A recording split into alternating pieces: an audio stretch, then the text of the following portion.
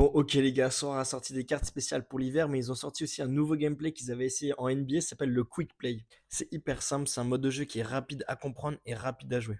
C'est un peu le même système que les hot streaks, donc tu vas avoir des paliers à atteindre. Et une fois que tu as atteint un palier, tu gagnes une récompense. Si tu échoues, tu recommences à la première récompense. Le principe, il est simple, tu achètes une carte à Sora et il y a un L15. Le L15, c'est la moyenne des scores des 15 derniers matchs de ce joueur. Et donc, sur le match que tu vas choisir, il va falloir qu'il dépasse son L15 de 10 points.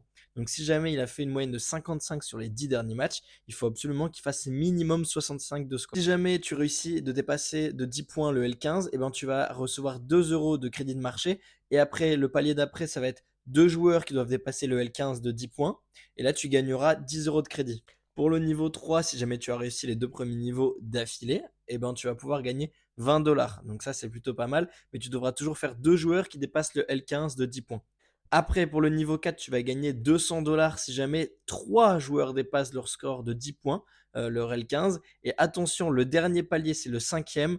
C'est 20 000 € à partager avec tous ceux qui vont réussir à faire ce défi. Personnellement, j'hésite à le faire parce que je trouve que c'est un défi qui est vraiment sympa et surtout que c'est un défi qui est assez compliqué. Ça va t'obliger à scouter des joueurs qui sont avec un L15 très bas. Moi, je trouve qu'il y a Dembélé, Barcola, rien que pour parler du PSG, qui ont des L15 assez bas.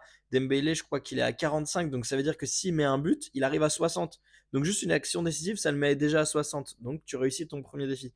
Mais il faut trouver plusieurs joueurs. En tout cas, bon courage à ceux qui veulent se lancer dans ce défi-là. C'est vraiment pas compliqué, mais c'est hyper cool que Sora trouve des gameplays un peu différents à sortir et qui s'inspirent un peu de ce qu'ils font en NBA. C'est vraiment cool.